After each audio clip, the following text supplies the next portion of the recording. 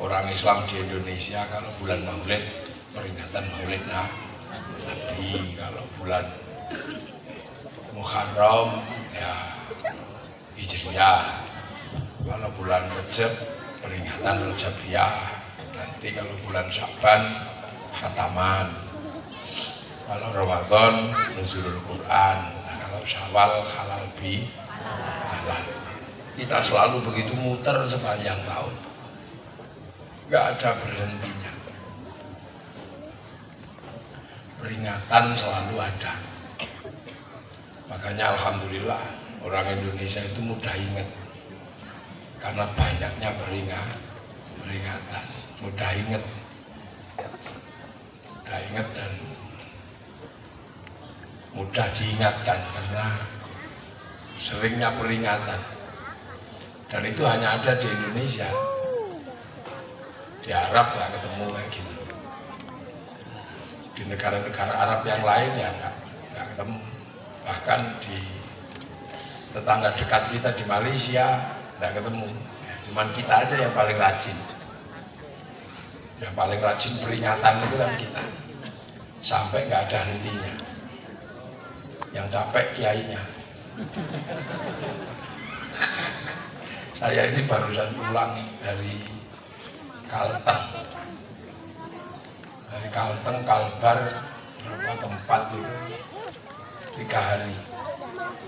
Terus sekarang ke Bekasi. Nanti malam jam 2 saya terbang ke Kendari. Terus ke Muna. Habis Muna ke Makassar. Habis Makassar terus ke Pesuruan. Jadi kiainya itu kadang ya agak capek. Kadang ya nggak mandi. Ya itu untung orang NU itu enggak terlalu memperdulikan kiainya mandi apa enggak mandi. Enggak terlalu memperdulikan kiainya itu wangi apa enggak wangi. Pokoknya seperti bisa kumpul, bisa ngaji, sedikit ada tertawa, ada guyon, sudah itu aja, itu khas santri. Makanya jangan heran kalau kemudian di mana santri berada itu Islam itu riang gembira, Islam itu menyenangkan. Dan yang senang bukan cuma santri, semua ikut senang. 24 jam dalam 1 tahun itu kalau santri gerak itu semuanya senang. Senang semua. Bakul bakso ikut senang karena bisa jualan. Bakul pentol cireng juga ikut senang. Nah, itu khas santri.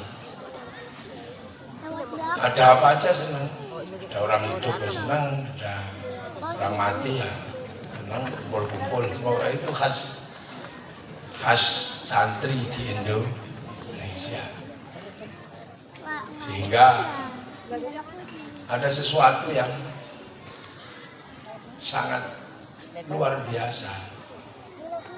Dan itu kita menikmatinya akhirnya. Apa? Setelah ditinggal Rasulullah, Islam itu kan menyebar ke seluruh dunia. Setelah dari Arab, ada yang bergerak ke Eropa. Bahkan yang mimpin itu panglima perang Tariq bin Ziyad. Gagah-gagah dengan senjata yang menakutkan. Ada yang gerak ke Afrika, termasuk sahabat Bilal, ada sahabat Salman. Ada yang bergerak ke Cina, termasuk dipimpin sahabat Sa'ad bin Abi Waqqas. Nah, ada yang bergerak juga ke Rusia. Ada yang bergerak ke sini. Nah, akhirnya kemudian uji material. Ya, setelah sekian lama, ada sesuatu yang paling menarik. Apa? Yang ke Eropa berhenti, macet, nggak bergerak lagi, bahkan masjid jadi gereja. Yang ke Rusia macet, yang ke Cina nggak bergerak, nggak upaya, cuma segitu-segitu aja. Yang ke Afrika kecenderungannya malah semakin tekor. Nah, yang di Arab semakin ribut. Tapi ada satu yang luar biasa, yaitu yang bergerak ke Indonesia, berubah menjadi Islam yang paling besar, paling kuat sekarang ada di Indonesia. Orang hafal Quran paling banyak di Indonesia. Orang sholat paling banyak di Indonesia.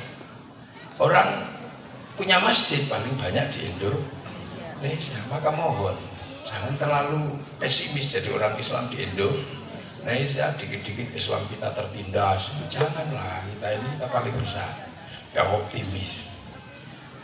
Orang kita ngaji sampai jam segini juga nggak ada masalah. Nanti diterusin sampai subuh juga nggak masalah. Tiba-tiba ada slogan Islam di Indonesia dipinggirkan, Islam di Indonesia dikriminalisasi. Nanti dulu kita ini paling kuat di seluruh dunia. Afghanistan ngaji jam segini di roket.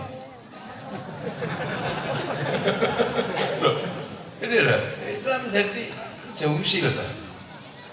Syekh Ramadan Al-Buti khutbah Jumat di masjid, diledakkan masjidnya. Di Pakistan orang maulid Nabi tempatnya diledakkan. Di Malaysia jam 10 malam sudah tidak boleh ada pengajian.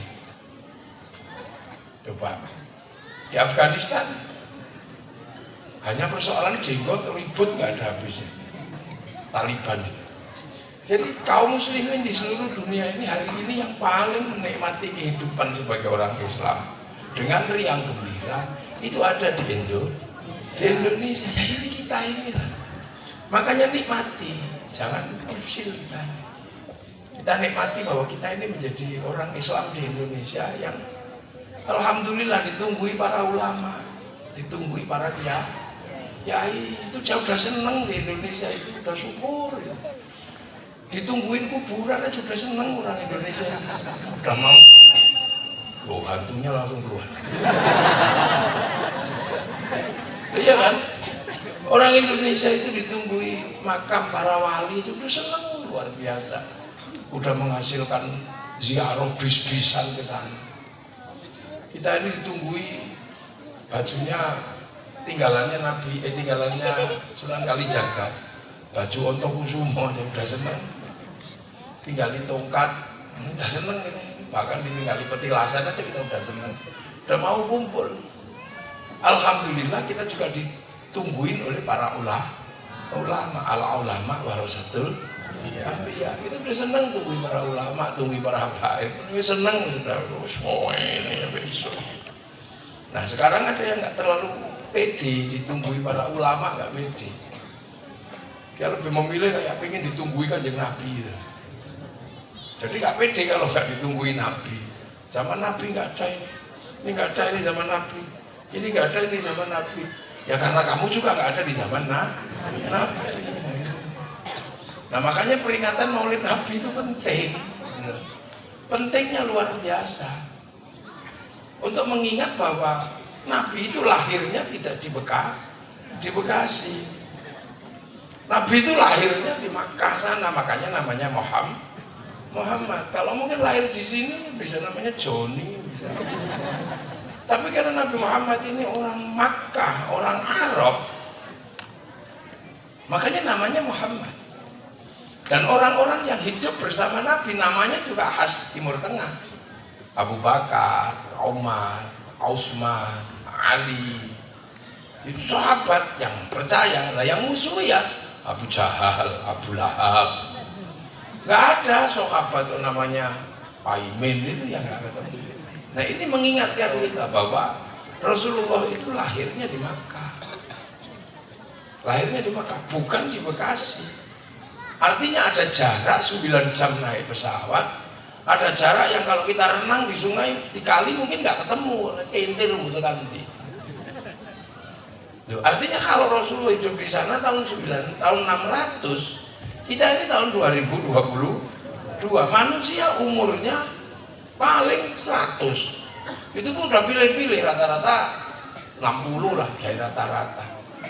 Artinya kalau ada antara tahun 600 ke tahun 2022 ada sekitar 1.500 tahun. Artinya di situ ada susunan orang ada melibatkan beberapa orang yang menghubungkan kita kepada Rasulullah. Artinya kalau al-ulama warasatul anbiya, di situ sudah banyak sekali pewaris yang menjadi mata rantai kita sampai kepada Rasulullah. Gitu loh. Makanya ada konsep ahli sunnah wal jamaah. Gitu loh. Jadi ono istilah ahli sunnah wal jamaah.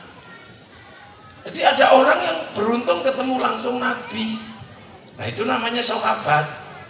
Nah ada orang yang pengen belajar sama Nabi, nggak ketemu Nabi, tapi ketemunya sahabat karena Nabi sudah meninggal. Nah orang itu namanya tabi'in, pengikut.